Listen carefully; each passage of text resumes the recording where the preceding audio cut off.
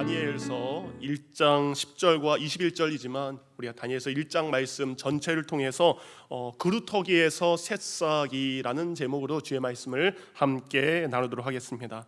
오늘 설교의 제목은 한 장의 사진으로 여러분에게 설명이 될 수 있습니다. 먼저 사진 한 장을 보면 잘려나간 큰 거목이 잘려나간 부분이 있죠. 나무에 잘려나간 윗부분을 빼고 남아있는 밑동 그리고 뿌리를 통틀어서 그루터기라고 합니다. 웅장하고 높이 뻗은 나무지만 저 나무가 쓰러진 그 순간 죽은 것 같습니다. 그러나 뿌리가 뽑히지 않았다면 저 나무에게는 아직 생명이 남아있다는 사실을 우리는 잊지 않아야 됩니다. 모든 것을 잃어버린 것 같지만, 모든 것을 포기하고 절망 가운데 살아갈 수밖에 없지만 아닙니다. 이전과는 비교할 수 없는 정말 작은 것만 남았지만, 예전에 누리던 것보다 정말 작은 것밖에 누리며 살아갈 수 없지만, 그렇다 할지라도 또 다른 사진을 보여주시면 그 잘려진 그곳에서 새로운 싹이, 새로운 생명의 싹이 나오게 하는 것을 우리는 잊지 않아야 됩니다.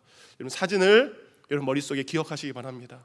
하나님, 저 그루터기 위에처럼 모든 것이 다 내가 잃어버렸다 할지라도, 내가 모든 것을 다 잃어버렸다 할지라도 주님, 거기에서 새로운 싹을 나오게 하실 하나님의 놀라운 능력, 저 사진의 은혜가 여러분 가운데 기억되기를 원합니다.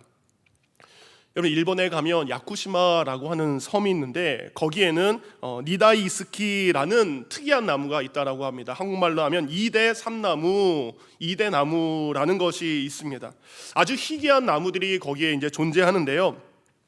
한 나무의 수령이 한 2000년 정도 되었을 때 누군가가 사용하기 위해서 잘라내었습니다. 그리고 그 삼나무는 아래 그루터기만 남아있게 되었습니다. 그루터기만 남아있는 그곳에 얼마 지난 후 잘려나간 삼나무 위에서 새로운 싹이 나오게 되죠. 근데 특이하게 저기에 있는 나무들은 잘려진 곳에서 새로운 싹이 나오는 것이 아니라 다른 곳에서 날라온 삼나무의 싹이 그 그루터기 위에 자리를 잡고 생명이 싹튼 것을 학자들은 발견하게 됩니다. 그래서 사람들은 2대에 걸쳐서 수천 년을 살아남은 이 나무들을 2대 3나무라고 부르기도 한다라고 합니다.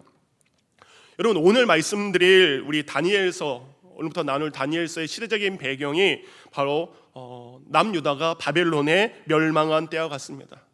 큰 거목과 같은 남유다가 바벨론에 의해서 쓰러진 모습과 똑같은 때입니다. 여러분, 예레미야서를 우리가 봤던 것처럼 남유다는 바벨론의 침략을 받아서 나라가 전체가 잿더미가 되었습니다. 사람이 살 수 있는 모든 집 다 태워버렸습니다. 다윗이 건축한 왕이 살던 예루살렘 궁이 초토화가 되었습니다.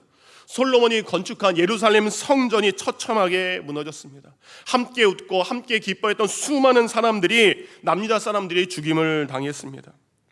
그리고 바벨론은 자신들의 왕국을 견고하게 다스리기 위해서 남유다에 남아있는 특별한 사람들, 왕들의 후손과 귀족들의 후손들을 바벨론 포로로 끌려가게 됩니다. 정말 일찍이 찾아볼 수 없었던 국가적인 재앙이 남유다에게 임했을 때 이야기가 오늘부터 나눌 다니엘에 대한 말씀입니다. 여러분, 남유다 백성에게 임한 하나님의 심판은 참으로 엄중한 것이었습니다. 그래서 그 엄중하고 무서운 심판이 있기 전에 하나님은 수많은 선지자들을 보내서 그들에게 회개할 기회를 주셨습니다. 그러나 그들은 전혀 듣지 않았습니다. 벌목꾼이 도끼를 들고 나무를 찍을까 말까 했던 것처럼 우리 하나님께서는 심판의 도끼를 들기 전에 수없이 많이 들었다 놨다 하신 것을 알 수 있습니다. 그렇지만 하나님의 선지자들이 아무리 하나님의 말씀을 가지고 남유다 백성들에게 임할 하나님의 심판과 재앙에 대한 말씀들을 백성들에게 알려주었지만 그들은 듣지도 않았고 그들은 깨닫지도 못했다는 사실입니다. 결국 바벨론에 의해서 모든 것을 잃어버린 그때가 돼서야 남유다 백성들은 선지자들이 전한 하나님의 심판에 관한 말씀이 그제서야 사실이었다는 것을 깨닫게 되었습니다. 이제 남유다 백성들이 할 수 있는 것은 아무것도 없습니다. 여러분, 우리 인생에서도 이런 일을 경험할 때가 있습니다. 내가 할 수 있는 것이 아무것도 없구나라고 할 때가 우리에게 찾아올 때가 있습니다. 절망적인 현실 앞에서 내가 할 수 있는 것이 아무것도 없어서 좌절할 때가 우리에게 찾아올 때가 있습니다. 우리가 그동안 열심히 일을 했습니다. 우리에게 주신 삶의 터전에서 열심히 일했지만 옛날 한국의 IF 사태에 그리고 미국의 서울 모기지 사태 때 우리의 가정들은 속절없이 무너질 수밖에 없었습니다. 건강하게 하루하루를 살던 우리에게 갑자기 병이 찾아오고 사고가 나서 아플 때도 우리 스스로 아픈 병든 몸을 가지고 우리가 할 수 있는 것이 정말 아무것도 없고 곁에서 있는 이들도 대신 아파해 줄 수 없는 상황이 우리에게 찾아올 때가 있습니다. 우리 아이들이 열심히 공부했지만 원하는 성적이 나오지 않거나 원하는 학교에 들어가지 못해서 힘들어할 때 우리 또한 우리 자녀들을 위해서 해줄 수 있는 것이 아무것도 없을 때가 많습니다. 우리는 코로나 사태 속에서 이와 같은 일들을 지금 경험하고 있습니다. 코로나 사태가 이제 1년이 다 되어가고 있습니다. 우리의 의지와 우리의 노력과 상관없이 점점 더 깊은 수렁이로 빠져가는 것, 그런 일들이 지금 우리에게도 동일하게 일어나고 있습니다. 이렇게 우리 인생에 아무것도 할 수 없을 때가 찾아왔을 때, 그럼 우리 어떻게 해야 됩니까? 나무가 쓰러져서 이제 그루터기만 남은 그 상황에서 우리가 해야 될 것은 무엇입니까? 하나님 이사야 선지자에게 그런 우리를 향해 이렇게 말씀하셨습니다. 이사야 6장 13절 말씀, 현대인의 성경입니다. 다 같이 이 말씀이 있습니다. 시작. 그러나 10분의 1은 살아남을 것이다. 비록 그것이 다시 소멸될지라도 밤나무와 상수리나무가 잘리면 그루터기는 남아있듯이 이 땅의 거룩한 씨는 그 그루터기처럼 남아있을 것이다. 하나님께서 이사야에게 미리 이야기하십니다. 남유다 백성들 10분의 9가 죽거나 포로로 잡혀가고 이제는 10분의 1만 남게 될 것이다. 어쩌면 10분의 1 남은 그 사람들도 소멸하게 될 줄 모른다. 그렇지만 그런 상황에서도 나무가 잘리면 그루터기가 남아있는 것처럼 이 땅에 내가 택한 이 나라와 이 백성들을 위해서 내가 거룩한 씨를, 생명을 가진 씨를 그루터기처럼 남아놓게 할 것이다. 사랑하는 성도님들, 하나님께서 모든 것을 잘려나가게 한다 할지라도 이제는 남아있는 그 그루터기를 통해서 우리 인생의 새로운 싹을 틔울 생명의 씨앗을 이미 준비하고 계신 줄 믿습니다. 그렇다면 오늘 그루터기밖에 남지 않은 현실 속에서 어떻게 하면 하나님께서 나를 위하여, 우리 가정과 우리 교회를 위하여 준비하신 희망의 싹을 어떻게 다시 피우게 할 수 있을까? 오늘 본문은 그 답을 우리에게 말씀을 하고 있습니다. 여러분, 희망의 싹은 무엇으로 시작되는지 아십니까? 그 방법은 바로 자신이 누구인지를 아는 것에서 시작합니다. 곧 자신의 정체성을 잊지 않는 것에서 생명의 희망이 시작되는 줄 믿습니다. 오늘 저희가 읽은 다니엘서 1장은 우리 주일학교 다니신 분들은 다 아는 내용입니다. 바벨론의 느부갓네살 왕은 지혜롭고 참 똑똑한 사람입니다. 그래서 자신의 정복할 나라를 다스리기 위해서 지도자들을 친히 양성을 하게 됩니다. 그래서 포로 가운데서 똑똑하고 총명한 사람들 뿐만 아니라 그들의 외면적인 모습도 아름답고 흠이 없어서 야, 저렇게 멋지고 잘나고 잘생긴 사람이 우리의 지도자야 라고 손색 없는 사람들을 훈련시키게 됩니다. 그들을 바벨론 궁으로 끌고 와서 가장 좋은 것을 먹이고 가장 귀한 것을 입히고 가장 지혜로운 사람들에게 가르침을 받게 했습니다. 오늘 본문에 나온 다니엘과 세 친구는 바로 거기에 발탁된 사람들입니다. 비록 노예로 끌려왔지만 다른 노예와 다릅니다. 차원이 다릅니다. 노예처럼 비참하게 살아가는 것이 아니라 장차 바벨론 왕을 도와서 그 땅의 지도자로 살아갈 수 있는 행운을 얻은 사람들이라고 우리는 이야기할 수 있습니다. 자신의 나라는 이미 망했습니다. 희망이 없습니다. 그렇지만 나는 이제 바벨론 왕의 말만 잘 들으면 자신의 인생의 앞길은 보장받은 상태가 된 것을 우리는 알 수 있습니다. 그런데 아시는 것처럼 다니엘과 세 친구들은 자신들이 비록 포로로 끌려왔지만 자신들이 누구인지, 여전히 내가 누구인지 잊지 않고 사는 것을 우리는 본문을 통해 알 수 있습니다. 먼저 그들은 자신들이 포로로 끌려왔기 때문에 포로로서 왕에게 충성하고 포로로서 해야 될 일들을 참 순종하고 열심히 따랐습니다. 맡겨진 일들을 잘했기 때문에 다니엘과 세 친구들은 나중에도 늘 왕 곁에서 인정받으며 산 것을 알 수 있습니다. 여러분, 우리 그리스도인들 마찬가지입니다. 우리가 그리스도인으로서 나라의 법과 질서를 지키고 그리고 일터에서 맡겨진 일에 최선을 다하고 열심히 일을 해야 됩니다. 그렇지만 우리가 이 세상 어느 곳에서 어떤 일을 하더라도 내가 그리스도인이라는 이 정체성을 우리는 잊지 않고 살아가야 됩니다. 그것이 당연한 그리스도인의 모습이라는 거죠. 이런 다니엘과 세 친구들은 16살, 17살 어린 나이에 바벨론의 포로로 잡혀왔습니다. 그런데 그들은 잊지 않았습니다. 그럼에도 불구하고 나라는 망했지만 나는 하나님의 나라의 백성이다. 지금 왕이 내게 명령하지만 나는 순종해야 될 하나님의 말씀을 가지고 있는 백성임을 그들은 여전히 16살, 17살 나이에 잊지 않고 사는 것을 알 수 있습니다. 오늘 본문에 그들이 왜 왕의 음식을 먹지 않았습니까? 채식주의자에서? 고기가 싫어서? 아닙니다. 그들이 어릴 때 배운 하나님의 말씀에 우상에게 드려진 음식을 먹는 것은 자신을 더럽게 하는 것이라는 것을 그들은 어렸을 때부터 배웠기 때문입니다. 주일학교 아이들 그리고 유스 아이들 그래서 중요한 거예요. 어렸을 때 무엇을 배웠느냐가 클 때 무엇인가를 결정하게 됩니다. 그들은 어렸을 때부터 하나님 말씀에 우상에게 드린 음식을 먹는 것은 자신을 더럽히는 것이다, 하나님께 죄를 범하는 것이다 라는 것을 그들은 알고 있었던 거죠. 그래서 8절 말씀입니다.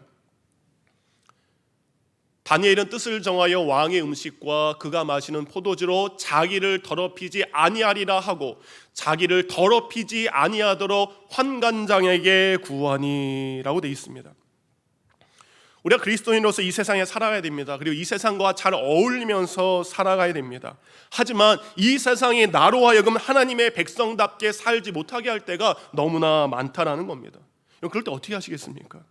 그들이 유혹할 때 그들의 그 문화에 우리가 동화하면서 살아가야 됩니까? 아니면 세상의 삶의 방식 속에서 여전히 그리스도인답게 우리가 살아가야 됩니까? 우리가 예수 그리스도로 구원받은 하나님의 자녀가 되었다면 우리는 어느 곳에서나 어느 순간에서나 누구를 만나는지 그 순간순간마다 나는 여전히 그리스도인이다, 하나님의 자녀다라는 사실을 잊지 않아야 됩니다. 오늘 다니엘과 세 친구들은 이 세상에서 가장 강한 나라의 왕 앞에서도 자기가 누구인지를 잊어버리지 않고 자신의 정체성을 기억했던 믿음의 사람들입니다. 사단은요, 세상의 문화와 세상의 철학과 세상의 사상들을 가지고 우리가 누구인지를 잊게 만들 때가 많아요. 우리가 누군지 모르게 할 때가 너무나 많습니다. 7절을 보면 바벨론 사람들이 다니엘과 3명의 친구들의 이름을 아예 바꾼 것을 알 수 있습니다.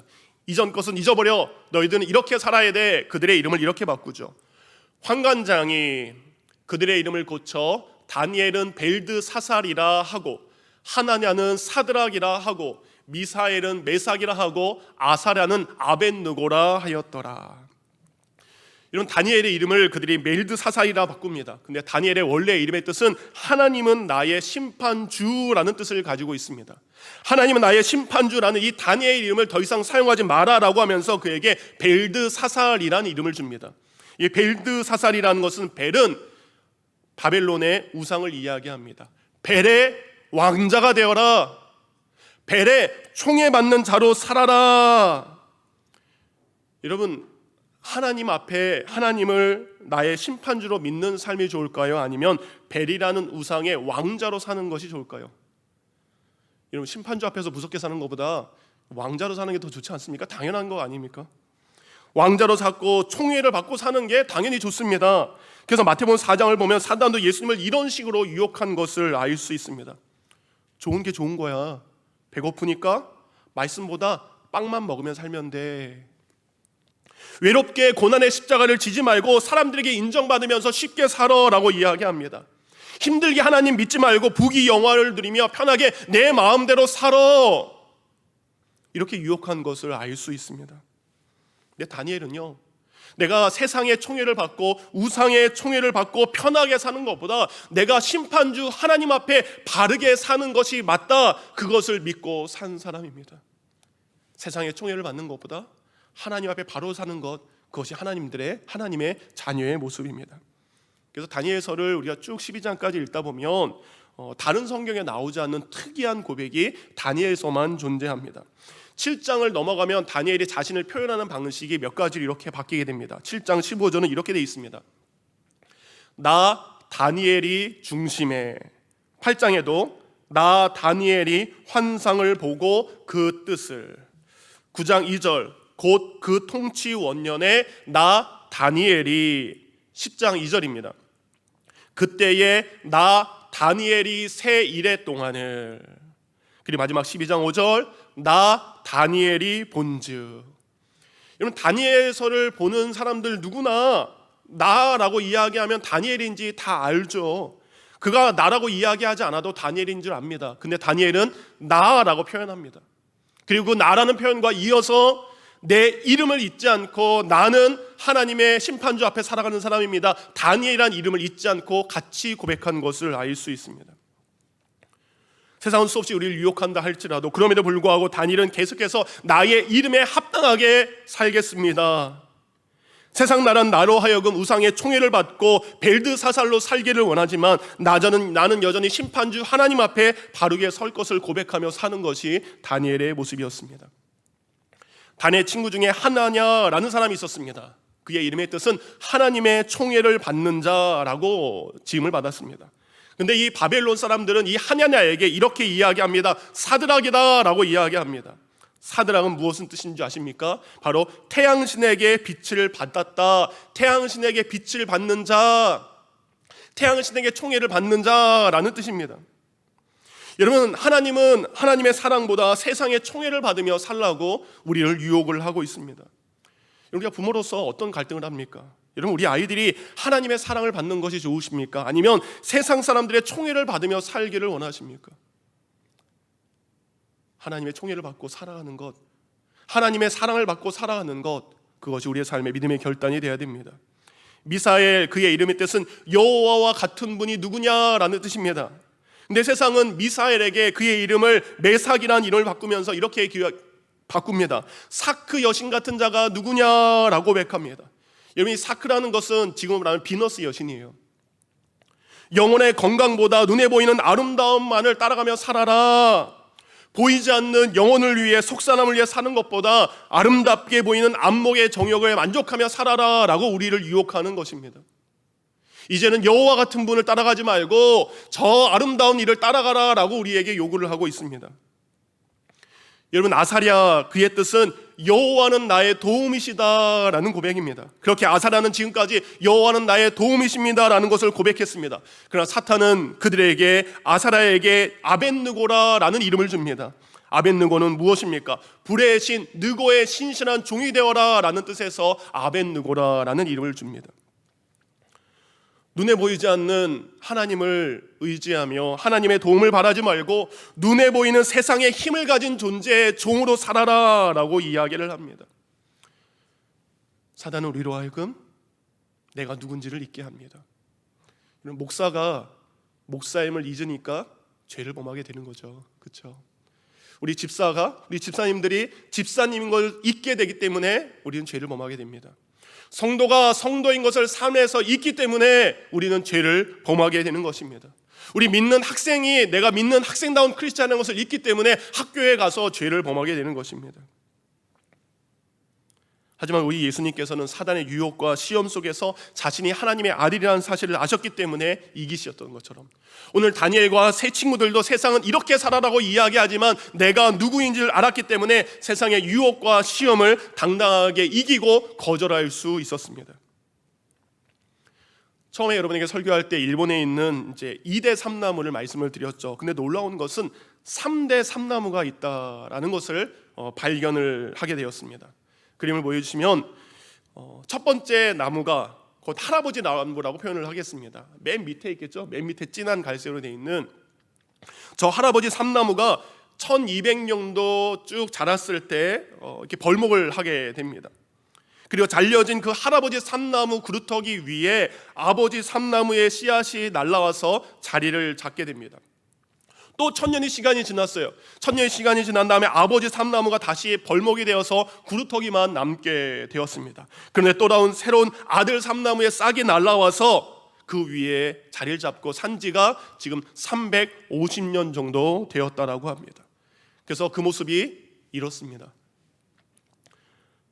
모든 것이 잘라져서 모든 것이 절망 가운데 있었지만 끊임없이 새로운 생명을 주시고 잘라졌지만 또 다른 생명을 자랄 수 있었던 것은 그 뿌리가 거기에 존재하고 있었기 때문입니다. 잘리고 떨어져 나갔지만 그 뿌리가 견고하게 땅에 심겨져 있었기 때문에 그 생명이 이어진 것을 알 수 있습니다. 다니엘도 마찬가지입니다. 다니엘이 사는 동안 왕이 7번이 바뀝니다. 그가 사는 나라가 3번이나 바뀌게 됩니다. 그럼에도 불구하고 그가 믿음을 지킬 수 있었던 것은 어떤 사람 앞에서도 어떤 곳에서도 무슨 일을 해도 자신의 뿌리, 자신의 정체성이 무엇인지 잃어버리지 않았기 때문입니다. 나는 하나님의 백성이라는 믿음의 뿌리와 그루터기를 가지고 있었기 때문에 그 위에 바벨론이라는 나라가 세워져도, 그 위에 페르시아라는 나라가 세워진다 할지라도 그는 어떠한 상황에서도 죽지 않고 흔들리지 않는 믿음으로 살아갈 수 있었습니다. 사랑하는 성도님들, 어떤 상황에서도, 어떤 일 속에서도 내가 하나님의 자녀다, 내가 구원받은 하나님의 그리스도인이다 라는 사실을 잊지 마시기 바랍니다. 예수 그리스도께서 십자가의 고통에 절망에 있는 그 순간에서도 하나님의 아들임을 잊지 않으셨던 것처럼, 요셉이 종으로 팔려가고 감옥에 갇혔어도 하나님의 백성임을 잊지 않고 하나님 앞에 내가 죄를 범하지 않았습니다 라고 회개했던 것처럼, 사도 바울이 수없이 많은 복음을 전하면서 수없이 많은 고초와 풍파와 고난을 겪으면서 나는 하나님이 부르신 사도임을 잊지 않았기 때문에 그는 그 사역을 감당할 수 있었습니다. 나무가 잘려 나간 것처럼 내 삶의 많은 부분을 잃어버렸다 할지라도 사랑하는 성도님들, 하나님의 자녀임을 잊지 마시기 바랍니다. 구약 성경을 보시기 바랍니다. 하나님께서 구약 성경을 보면 이스라엘 백성들 참 못됐습니다. 참 교만합니다. 참 불순종합니다. 그래서 하나님께서 그들의 뿌리를 뽑지 않으셨던 것을 기억하시기 바랍니다. 때로는 내 교만과 내 자아와 내 탐욕을 없애게 하기 위해서 나의 가지를 잘리고 나의 줄기가 떨어져 나는 아픔을 겪게 하시지만 하나님께서는 결코 우리의 뿌리를 뽑지 않으셨다는 것을 기억하시기 바랍니다. 하나님께서 뿌리를 뽑지 않고 그루터기를 남게 하신 것은 거기에 새로운 생명을 통해 다시 하나님의 백성답게 살아가게 하심을 우리는 잊지 않아야 됩니다. 여러분, 다니엘은 오직 하나님만의 새로운 싹을 피워가게 하실 분인 것을 잊지 않았기에 다니엘은 늘 이렇게 고백했습니다. 다니엘서 1장 2절의 고백입니다. 주께서 뭘 하셨습니까?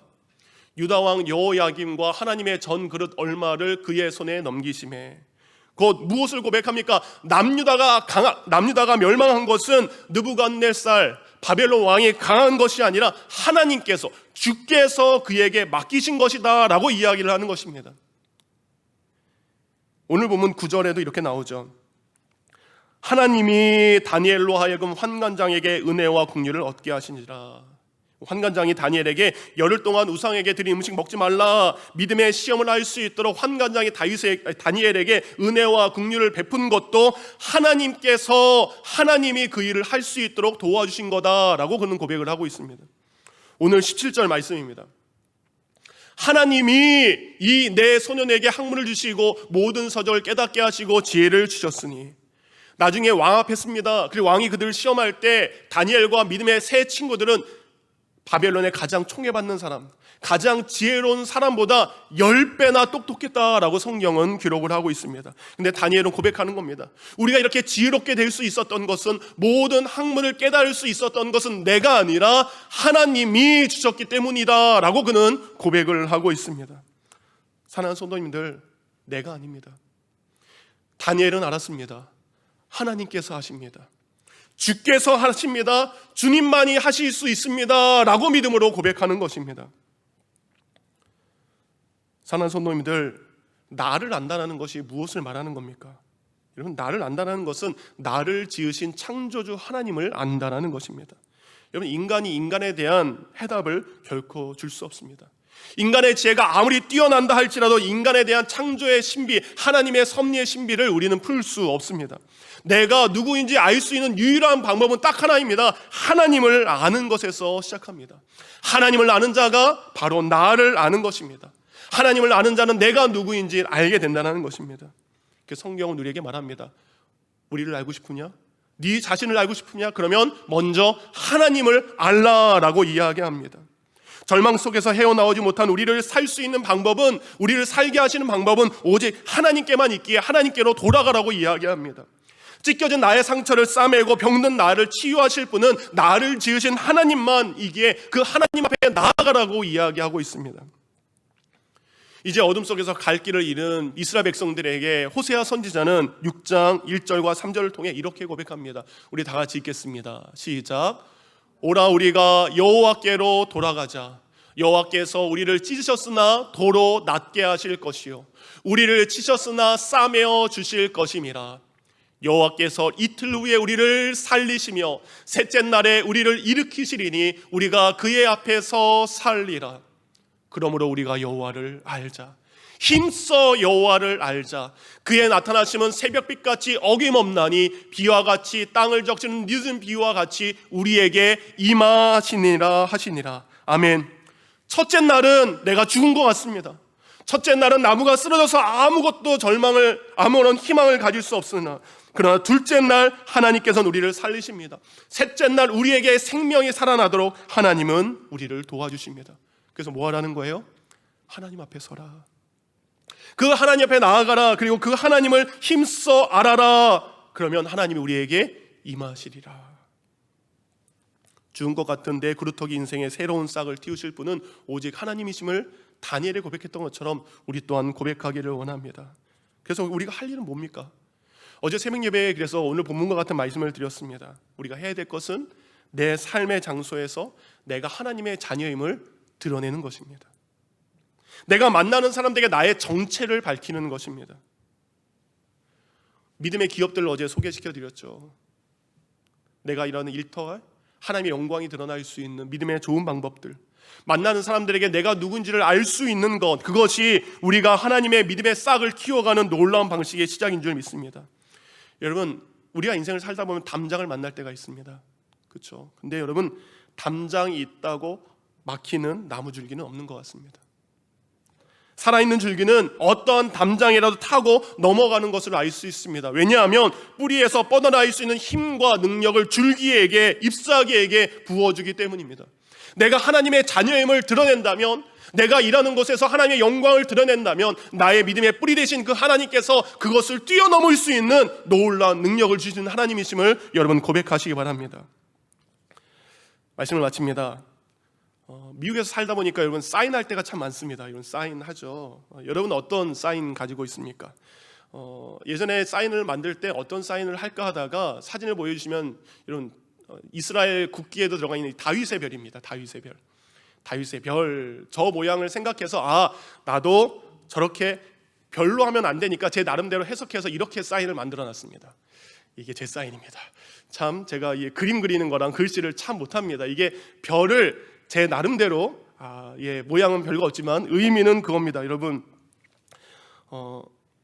어느 곳에서든지 내가 이 사인을 했다라는 것은 하나님 앞에 부끄럽지 않게 살자. 어딘가에 서명했다는 것은 내가 서명한 것이 아니라 하나님 앞에 부끄럽지 않은 사람으로 살자라는 방식으로 제 사인을, 이쁘진 않지만 저렇게 했습니다. 이틀 전 제가 저희 아이들 둘을 데리고 은행에 갔습니다. 그리고 첫 통장을 이제 만들어 줬습니다. 그러니까 아이들이 자신의 사인을 만들어서 처음으로 기록하는 날이 이틀이었습니다. 먼저 환희 통장을 만들어주고 쭉 일 보고 제가 이제 일을 시작했어요. 요즘에. 그래서 먼저 가고 이제 예랑이랑 둘 남았습니다. 이제 예랑이 쭉 하다가 은행 직원이 사인하세요라고 예랑이가 사인을 하는데 이렇게 사인을 하는 겁니다. 저게 뭘까? 저게 뭘까? 여러분 어떤 모양 같으십니까? 예? 예. 그래서 제가 예랑이한테 물어봤습니다. 심오한 뜻이 뭐냐? 이렇게 얘기하더라고요. 십자가 앞에 엎드린 자. 예, 다음 글을 보여주면 그겁니다. 십자가 앞에 내가 엎드리며 살겠습니다. 꿈보다 해몽인지 모르겠지만 내가 누구인지, 내가 어떤 사람인지, 내가 늘 십자가 앞에 무릎 꿇고 엎드린 자처럼 살겠습니다라는 고백으로 들렸습니다. 사랑하는 성도님들, 어디에 있든지 무엇을 하든지 누구를 만나든지 내가 예수 그리스도의 제자임을 잊지 마시고 그리고 그것을 드러내며 사시기 바랍니다. 여러분 믿음을 가진 아버지시고 믿음을 가진 어머니시라면 여러분의 자녀들에게 이런 믿음을 드러내시기 바랍니다. 내가 믿는 아내요, 내가 믿는 남편이라면 여러분의 아내와 여러분의 남편에게 내가 하나님의 자녀임을 여러분 드러내시기 바랍니다. 내가 일하는 곳에서, 내가 공부하는 학교에서 내가 누구를 만나는지 나 예수 믿는 사람입니다, 나는 하나님의 자녀입니다, 당당하게 말하는 삶의 모습이 우리 가운데 드러나기를 원합니다. 사도 바울은 예수 그리스도를 믿는 것을 부끄러워하지 않았습니다. 오히려 자신이 예수 그리스도를 믿는 것 때문에 당해야 될 수많은 흔적들, 그 흔적을 예수님이 나에게 주신 삶의 흔적, 예수의 흔적이라고 자랑합니다. 갈라디아서 6장 17절입니다. 이후로는 누구든지 나를 괴롭게 하지 말라. 내가 내 몸에 예수의 흔적을 지니고 있노라. 이 흔적은 고통으로 인해 생긴 것입니다. 그 고통 나는 지우지 않겠습니다. 내가 예수 그리스도를 밝힌 것 때문에, 예수 그리스도를 복음을 전하는 것 때문에 내 몸에 남아있는 이 흔적을 나는 지우지 않겠습니다. 우리가 날마다 예수 그리스도를 믿는 믿음을 드러낼 때 죽은 것 같은 우리의 삶의 모든 일 가운데 하나님 마침내 새로운 싹을 피어나게 하시는 줄 믿습니다. 그리고 그 싹이 자라 내 앞에 남아있는 담장을 넘어 하나님의 나라로 뻗어가게 하실 줄 믿습니다. 오늘도 내가 누구인지, 하나님이 누구이신지 그 알을 통해 생명의 싹을 다시 한번 키워가는 우리 모두가 되기를 주님의 이름으로 축원합니다.